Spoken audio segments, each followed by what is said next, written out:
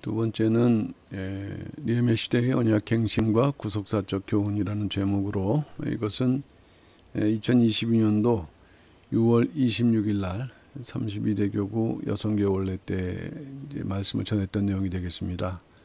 그러니까 첫 번째에서는 언약갱신을 좀 더 이제 강조해서 말씀을 하고, 그 다음에 그것의 구속사적 교훈이 무엇인가 하는 것을 느헤미야 9장 38절을 중심으로 말씀을 하고자 합니다. 이것은 이제 첫 번째에서도 말씀을 했지만은 느헤미야 시대의 핵심은 바로 그 3차 포로기한 그 성벽 재건에 있다라고 말씀드릴 수 있겠습니다. 1차 포로기한의 핵심이 이제 성전 건축이죠. 이것은 그 고레스 왕이 그 귀환령을 내리면서 돌아가라가 아니라 돌아가서 성전을 건축하라, 하나님의 역사였습니다. 그리고 2차 포로는 그 에스라가 중심이죠. 1차가 스룹바벨이 그 대표자라 한다면 2차는 에스라. 그는 성경에 능통한 학자였는데 결국 그가 이제 그 초점을 맞췄던 포로기한의 그 핵심은 신앙 공동체를 회복한다. 성전이 건축되었지만은 올바른 제사가 드려지지 않았기 때문에 말씀을 중심으로 해서 신앙 공동체를 회복하는 것이 핵심이었고, 3차 포로기한은 느헤미야를 중심으로 해서 무너진 성벽을 재건하는 데 있다. 근데 이렇게 그 성벽이 재건되지 않게 되면은 누구든지 공격할 수 있는 그 틈새가 생기는 것이죠. 그러니까 국가로서의 그 인정을 받을 수 없다는 것입니다. 그러니까 결국 이제 그 3차 포로기한의 그러한 의미는 이스라엘 백성들이 다시 그 고국으로 돌아와서 국가를 재건하는 데 있는데, 그것의 마지막 정점은 성벽을 재건하는 데 있다는 말씀이죠. 그러나 결국 성경의 구속사적인 의미는 국가를 회복한다는 것은 결국에는 예수 그리스도의 재림으로 말미암는 하나님 나라의 그러한 완성을 보여주고 있기 때문에, 우리가 느헤미야 시대를 공부하면서도 결국 이러한 목적을 바라보면서 그 의미를 살펴봐야 되는 것입니다. 3차에 걸친 포로귀환 과정 자체가 이것이 바로 하나님 나라의 회복의 과정을 보여준다는 것을 우리는 이제 나중에도 살펴보게 되겠는데, 그 가운데에서 3차 포로 귀환은 최종적인 부분이죠. 1차, 2차, 3차 결론적인 부분이죠. 구속사의 결론적인 부분은 마지막 때 새 예루살렘 성에 입성해 있다는 것이거든요. 그러니까 이 3차 포로 귀환은 대단히 중요한 교훈을 우리에게 말씀해 주고 있는데, 그 3차 포로 그 과정 속에서 성벽이 재건된 이후에 이스라엘 백성들이 자원적으로 했던 이 언약 갱신, 이것은 구속사적인 면에서 볼 때 새 예루살렘 성의 입성을 앞둔 성도들이 가져야 될 그 기준 또는 자세를 우리에게 말씀해 주고 있다는 것입니다. 그렇기 때문에 이 느헤미야 시대의 그 언약 갱신의 의미를 좀 더 구체적으로 살펴봐야 되고, 또 그것이 갖는 구속사적인 의미는 무엇인가 하는 것을 우리는 알아야 된다는 말씀이 되겠습니다. 오늘은 이제 첫 번째하고 두 번째 구속사적인 의미를 살펴보게 되는데, 그 첫 번째 성벽 재건 이후 성벽 낙성시까지의 과정을 우리는 이해를 해야 되겠다. 성벽 재건이 있었고 성벽 낙성시까지의 어떤 과정을 통해서 이루어졌는가. 첫 번째는 성벽 재건의 완성에 대한 것인데, 이것은 성벽 재건이 주전 444년 6월 25일 날 이루어졌다는 것입니다. 주전 444년 6월 25일 날 이루어졌다는 것은 5월 4일부터 시작됐다는 것을 말씀을 하고 있어요. 느헤미야 6장 15절 말씀 보게 되면은 성 역사가 52일 만에 이루어졌다 그랬거든요. 52일 만에 이루어졌다. 자, 그런데 느헤미야 2장 11절 말씀 보게 되면은 이 느헤미야가 예루살렘에 이른 것은 3일 5월 1일 날 도착해서 5월 2일, 5월 3일 그러니까 요 3일 동안은 이제 둘러봤던 것이고요. 그리고 5월 4일부터 그다음에 6월 25일까지 왜냐하면은 52일 만에 그 공사가 완공됐기 때문에 그런 이제 날짜가 여기 이제 52일 만에 완공됐다고 했지 않습니까? 그러니까 결국에는 5월 4일부터 6월 25일까지가 바로 그 성벽 재건의 기간이 된다는 것입니다. 50일 만에 완성됐다는 것은 이것이 처음부터 그 건축이 됐다는 게 아닙니다. 이제 이미 건축되어 있는데 여러 군데가 회파되었던 것이에요. 여러 군데가 회파되었다. 그것을 42구역으로 나눠 갖고 모든 이스라엘 백성들이 이제 동참해서 빠른 기간, 최대한 빠른 기간 52일 동안에 공사가 완성되었다는 것이고요. 공사가 완성된 이후에 절기를 지키는데 그때가 이제 7월 1일, 6월 25일에 공사 완공됐고 26일, 27일, 28일, 29일 그 당시에는 태음력을 썼기 때문에 짝수달은 29일이 그 이제 마지막이거든요. 그러니까 이제 4일을 지난 다음에 그 다음 7월 1일이 나팔절이다. 나팔절은 또 신년절이다. 지난번에도 말씀드렸던 것처럼 민간력으로는 7월 1일이 새해예요. 그러니까 두 가지 의미를 지닐 때 이것을 우리가 넓게 생각해 보게 되면 나팔이라고 한다면은 나팔은 바로 그 무엇을 상징하느냐? 신년 때도 불려지고 주님의 그 이제 재림을 그 상징하는 선포거든요. 그러니까 이 구약의 절기지만 다 종말적인 의미를 지닌다고 했습니다. 이것이 기록된 것은 레위기 23장 24절인데 이스라엘 자손에게 고하여 이르라 7월 곧 그달 1일로 안식일을 삼을지니 이는 나팔을 불어 기념할 날이요 성회라. 그러니까 나팔절이자 신년절인 것이에요.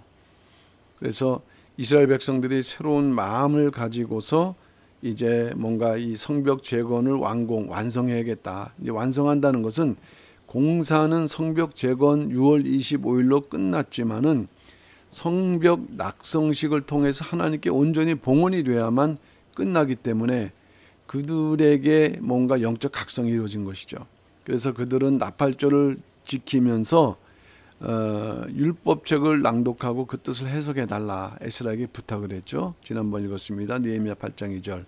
7월 1일에 제사장 에스라가 율법책을 가지고 남자 여자 무릇 알아들을 만한 회중 앞에 이르러라고 이렇게 이제 말씀하고 있는 것입니다. 그리고 초막절이 다가왔습니다. 초막절은 7월 15일부터 지키는 것이요. 7월 1일 하루를 지키는 나팔절. 그 외에 7월 15일부터 22일까지 7일간 지키고 그 다음에 22일 8일째는 성일로 지킨다라고 성일이라는 것은 안식일로 하루를 지킨다는 말씀이거든요. 느헤미야 8장 14절 말씀 볼 때 율법책을 본즉 그 다음 절기가 초막절이라는 것을 알았죠. 7월 절기 7월 15일부터 말씀했던 요 절기 초막에 거할지니라 하였고 그리고 8일째는 성회를 개최했다라고 말씀한 것이 느헤미야 8장 18절에 기록되어 있어요. 에스라는 첫날부터 끝날까지 날마다 하나님의 율법책을 낭독하고 무리가 7일 동안 절기를 지키고 제8일에 규례를 따라 성회를 열었느니라. 그러니까 요게 22일 7월 22일 날에는 성회를 지켰다는 것입니다.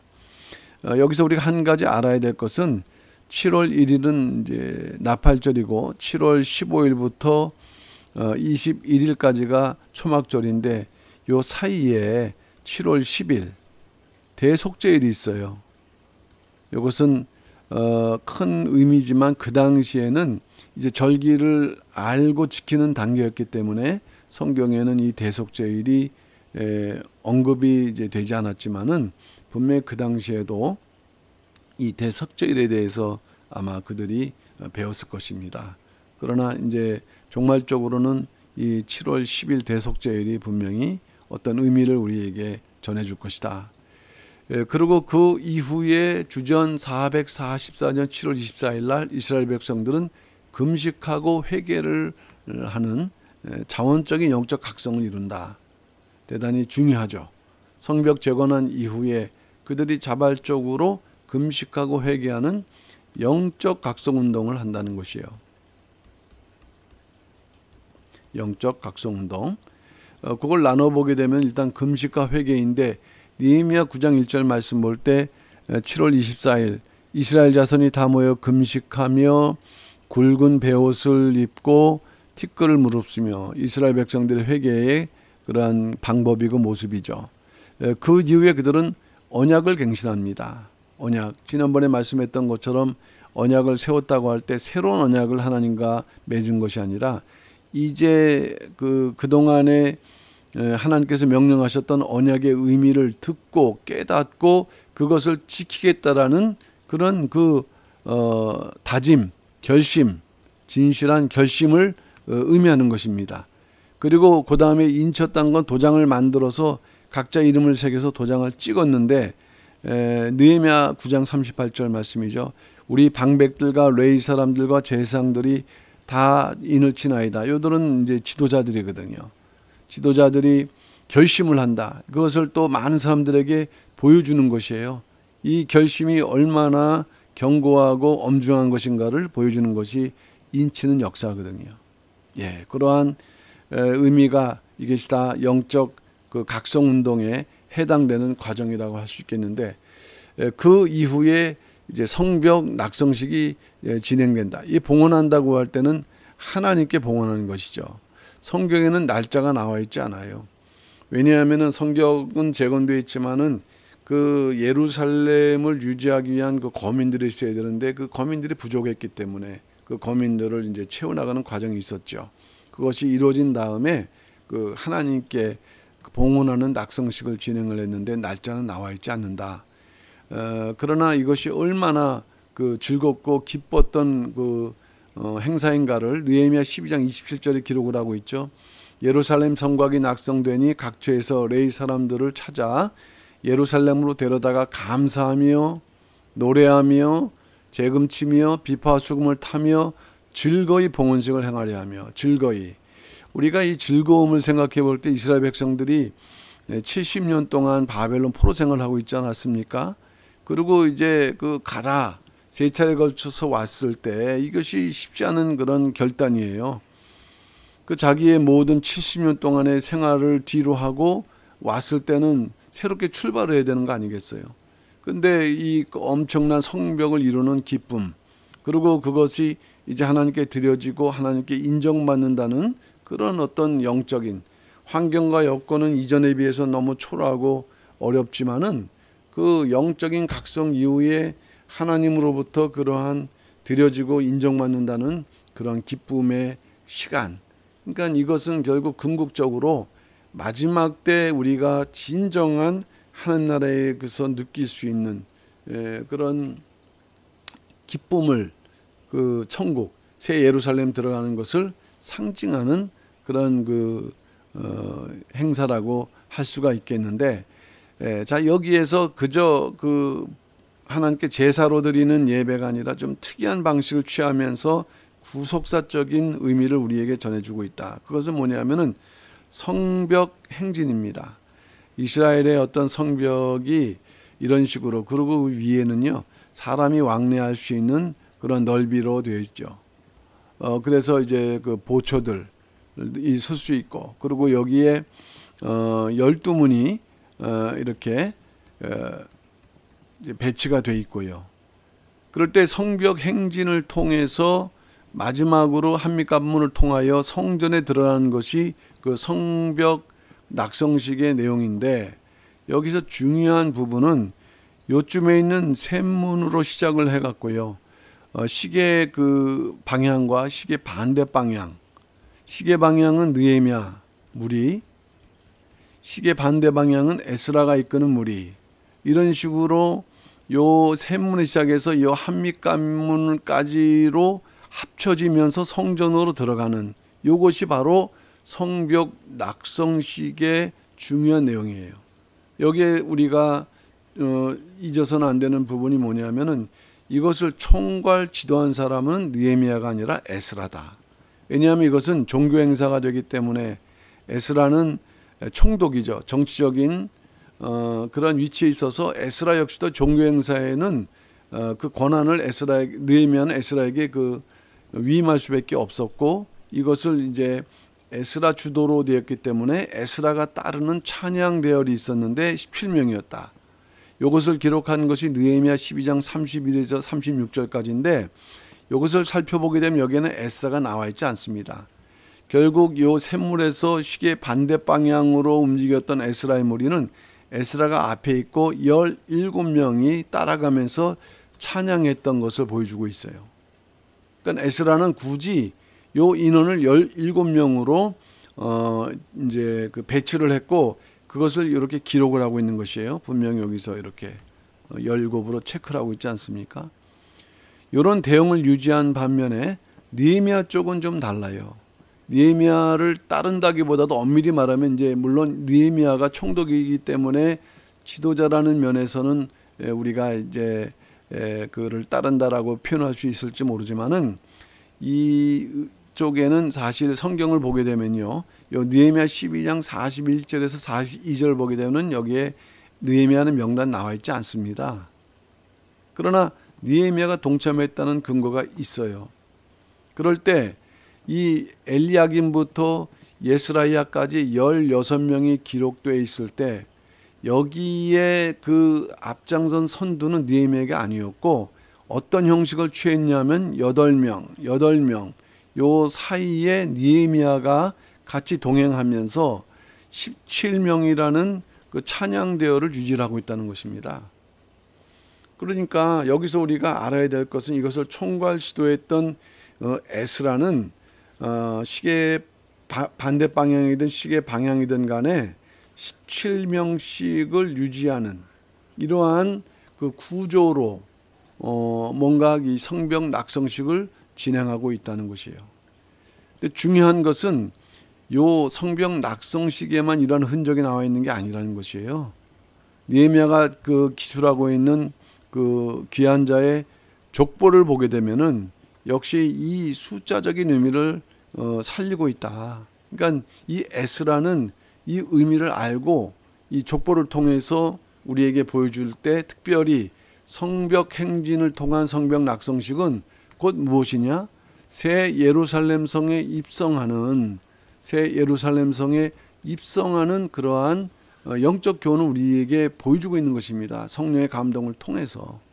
그러니까 결국 우리는 이러한 의미를 여기서 알고 찾아내야 된다는 말씀이에요. 어쨌든 성벽 재건, 영적 각성 운동, 그 다음에 성벽 낙성식으로 이루어지는 과정이 있죠. 그리고 마지막으로 성전에 입성하는데 느헤미야 12장 40절 이에 감사 찬송하는 두 때라는 것은 말씀드렸던 에스라를 제외한 17, 느헤미야가 포함된 17, 이 두 때와 나와 민장의 절반은 하나님 전에 있고 라고 했습니다. 하나님이 전에.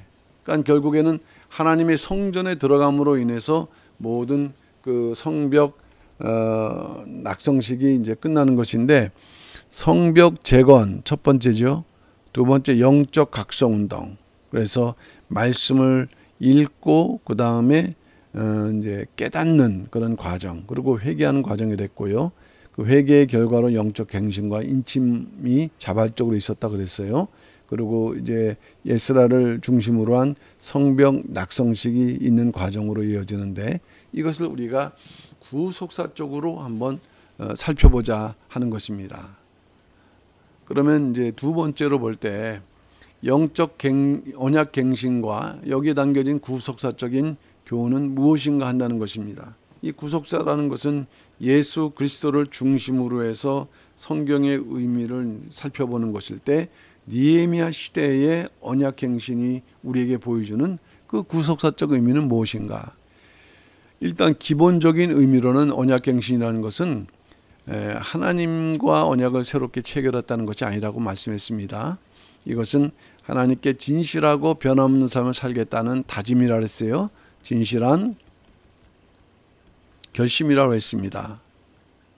그때 이 자발적인 결심을 할 때 이 당시 느헤미야는 뭐를 너희들이 지킬 것인가 라는 것을 이제 제시를 해요.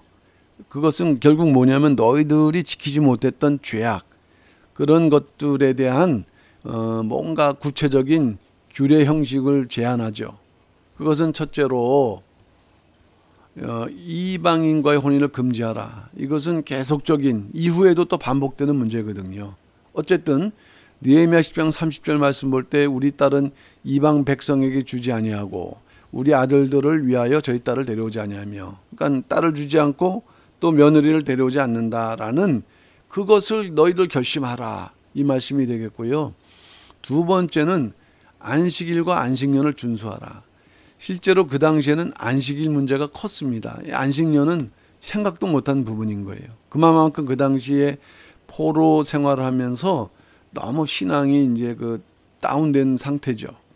느헤미야 10장 31절 말씀 볼 때 혹시 이 땅 백성이 안식일에 물 하나 식물을 가져다가 팔려 할지라도 우리가 안식일이나 성일에는 사지 않겠고 안식일이나 성일에는 사지 않겠고 7년마다 땅을 쉬게 하고 모든 빚을 탕감하리라 하였고, 이렇게 이제 말씀했습니다.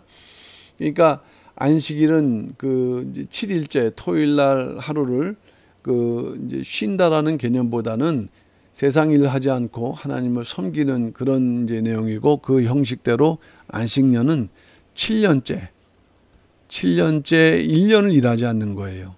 그러니까 사실은 안식일조차 지키지 못한 사람들이 어떻게 이 안식년을 지킬 수 있었을까요? 말씀드렸던 대로 이 안식일 문제는 계속적으로 반복되는 문제였다. 세 번째, 11조, 또 성전 관련된 헌물을 갖다가 규례대로 납부해라. 그 중에서 성전세 문제가 있었어요. 성전세 문제는 성전에서 드려지는 예배가 원활하게 진행될 수 있도록 필요한 기금에 대한 그 이제 면이었고요. 두 번째, 구체적인 그 규례를 제시를 했는데 성전에서 사용되는 나무라 했습니다. 이 나무 무엇일까요? 그 제사를 드릴 때 사용되는 나무 아니겠어요? 그러니까 대단히 이것이 기금이 이제 필요할 때 그 느헤미야가 너희들 이 성전에 필요한 이 특별한 헌금으로서의 그 나무 비축을 위한 헌금을 이제 지켜야 된다라는 것을 제시했고, 마지막 세 번째가 이제 11조의 문제였습니다. 11조가 그 당시에 중요했던 것은 그 당시에 성전에서 일하는 제사장이나 레인들에게 주는 어떻게 보면 이제 생활비죠. 11조의 생활비가 나가는 부분이니까 아주 현실적인 문제들에 대해서 이 언약 그 갱신에 대한 요청을 느헤미야가 했던 것입니다. 그럼 이것에 대한 이제 그 구속사적인 교훈은 무엇이냐면은 이제 결국에는 그 언약 갱신의 핵심되는 것은 인침이었거든요. 그 당시에는 자기들 스스로 도장을 파고 인을 쳤지만 이 구속사적으로 볼 때 마지막 때는 하나님께서 치시는 인이 있다. 그리고 그 하나님의 인침을 받아야 된다는 것이에요. 인침, 도장을 찍는다. 마음의 결심을 공표한 것이라 했지만은 결국 이것이 뭘 보여주느냐. 마지막 때 그 하나님의 인침 받지 않고서는 하나님 나라에 들어갈 수 없다라는 것을 보여주고 있다. 여기서 우리가 하나 짚고 넘어가야 될 부분은 인침은 성벽 재건의 사역, 완성 이후의 역사로 보여주는데 이것이 종말적으로 어떤 의미를 우리에게 보여주는가는 우리는 깊이 이제 헤아려 봐야 될 그런 주제라고 저는 생각을 합니다. 어쨌든 마지막 때 하나님의 종들의 이마에 인치는 역사가 있다고 말씀했어요. 요한계시록 7장 3절 말씀이죠. 가로되 우리가 우리 하나님의 종들의 이마에 인치기까지 땅이나 바다나 나무나 해하지 말라. 종들, 중요한 것, 인침 받음으로 인해서 하나님의 종으로 인정받는 게 아니다. 무엇입니까? 종들, 예수 그리스도를 믿는 하나님의 자녀들의 그 이마에 다시 마지막 때는 인치는 역사가 있어야 된다. 그러니까 우리는 이 인침의 의미를 잘 아셔야 된다는 것이에요. 이 인침이 왜 중요하냐면은 이마에 인침받은 자들만이 대환란에서 보호를 받는다라고 말씀했거든요. 요한계시록 9장 4절. 저에게 이르시되 땅에 풀이나 푸른 것이나 각종 수목은 해하지 말고 오직 이마에 하나님의 입맞지 아니한 사람들만 해하라 하시더라. 이게 이제 다섯째 그 나팔이 그 불려지는 때인데 이게 첫째 화거든요. 첫째 화. 첫 번째 화의 보함을 받기 위해서 물론 첫째 화뿐만 아니라 이 모든 새 화가 지나면서 새 예루살렘 성에 들어갈 때까지 그 인침의 조건은 하나님의 인인데 그 보호받는 조건은 하나님의 인인데 이렇게 그 인침받는 그 중요성을 이미 이 느헤미야 시대 때 말씀을 해주고 있습니다. 두 번째는 최후 승리적인 삶을 살아야 된다. 인침받은 성도에게 최후 승리가 있다는 것을 말씀하고 있지만은 또한 최후 승리적인 삶을 사는 사람들이 인침받으면서 결국 새 예루살렘에 들어가는 최후 승리가 있다는 것을 보여줄 때 그것을 에스라는 어떤 식으로 우리에게 교훈하고 있느냐. 이 찬양대열의 숫자로 느헤미야에 따른 찬양대열의 숫자를 통해서 우리에게 말씀해주고 있습니다. 성경에서 많은 수가 구속사적인 중요한 의미를 지니고 있죠. 그 중에서 이 17이라는 숫자는 대단히 중요한 성경적 의미죠. 그동안은 잘 알려지지 않는 수이지만은 그러나 사실 구속사 이미 성경에서 이러한 규칙으로 이 17이라는 숫자가 사용되었고 그리고 성경이 완성된 이후에 초대교회 이후부터도 교회 사적으로도 볼 때도 이 17이라는 숫자는 그러한 의미로 사용되고 있었던 거예요. 교회적으로. 17은 건 무엇입니까? 승리죠. 희선 박윤식 목사님께서도 2013년도 12월 이제 18일 날 처음으로 이 17이라는 그 숫자에 대해서 말씀을 하신 적이 있어요. 그날 그 전날이 이제 12월 17일 날인데 이때 구속사의 그 승리의 의미가 있는 큰 행사가 큰 그 역사가 있는 날이었거든요. 그것을 이제 기점 삼아서 그 다음 날 이제 말씀을 하셨는데 어쨌든 중요한 것은 성벽 낙성식의 찬양대열 17일에 마쳤다는 것은 대단히 우연한 게 아니라 의도적인 거다. 결국 최후 승리의 삶을 산 자들만이 최종 새 예루살렘 성에 입성할 수 있다는 것을 우리에게 교훈하고 있는 것입니다. 그리고 최종 종착지를 말씀해 주고 있어요. 그것은 바로 새 예루살렘 성이다. 아까 그 성벽에서 그 한밑관문에서 조호하는 것으로 끝나는 게 아니라 내려와서 거기서 그 문을 통과해 갖고 성전에 들어갔다. 그 성전은 뭘 상징합니까? 새 예루살렘 성을 상징하죠. 요한계시록 21장 14절 말씀 볼 때도 만국이라고 그랬어요. 이 땅의 모든 구원받는 백성들 그 빛 가운데로 다니고 자기 땅의 왕들이 자기 영광을 가지고 자기 영광이라는 것은 이제 그 허락하신 은혜와 사명 그것을 온전히 가품으로 하나님께 영광 돌리는 믿음의 승리를 말씀하는 것이거든요. 그러니까 그들만이 믿음의 승리가 있는 자들만이 그리로 들어오리라. 어쨌든 우리는 이 성벽 낙성식의 마지막 종착지가 성전인 거고 구속사적으로 볼 때도 마지막 성도의 종착지 새 예루살렘 성이라는 면에서 대단히 깊은 연관성이 있다는 것을 우리는 잘 아셔야 되는 것이에요. 결론으로 말씀드려서 느헤미야 시대의 성벽 재건의 의미가 이 역사적으로도 그 언약 그 이제 포로 갔다가 돌아와서 다시 나라를 회복한다, 신앙 국가를 회복한다라는 의미가 가장 큽니다. 그러나 구속사적으로 넓게 볼 때 마지막 때 도래하는 하나님 나라를 상징한다. 그리고 이제 그 성벽 재건을 통해서 구속 경륜의 완성이 이루어진다. 근데 구체적으로 에스라를 통해서 이 성벽 봉헌식이 17명의 이스라엘 백성 대표자들로 성전에 들어가는 것으로 이렇게 보여줬거든요. 결국 이것은 우리가 이제 마지막 성도의 입장에서 볼 때 성벽 재건으로 상징되는 구속사 사명 완수를 우리는 이루어야 되고요. 완수를 이룬 다음에 하나님의 인침을 받은 자격자로서 어디에 들어가야 된다고요? 새 예루살렘 들어가야 된다. 계시록에는 이제 사명이 완수된 다음에는 후 3년반 시작돼서 대환란이 끝난 이후에 새 예루살렘 성의 입성. 절대로 그냥 들어가는 법이 없습니다. 이 환란을 통과하지 않으면 안 되게 되어 있는 것이거든요. 그러니까 이 면에서 여기에도 보면은 사명 완수. 그 느헤미야 당시에 성벽 재건이라는 사명이 완수된 이후에를 우리에게 보여주고 있는 것입니다. 그러할 때 이러한 영적인 교훈을 잘 알고 먼저 우리가 지금 사명을 완수하는 단계에 있다는 것을 아시고 이 사명이 완수가 되어야 이제 대환란이 시작되면서 이 환란 우리가 넘어갔고 여기에 도착해야 된다는 목표를 분명히 알고서 오늘날 어렵고 힘들다 할지라도 이와 같이 하나님의 역사 속에서 반드시 모든 것이 성취된다는 그러한 믿음으로 끝까지 낙오되지 말고 또 올바른 길로 나아갈 수 있는, 그래서 승리할 수 있는 우리 모든 성도들 되시기를 바라면서 축원하면서 오늘 말씀 마칩니다. 예, 감사합니다.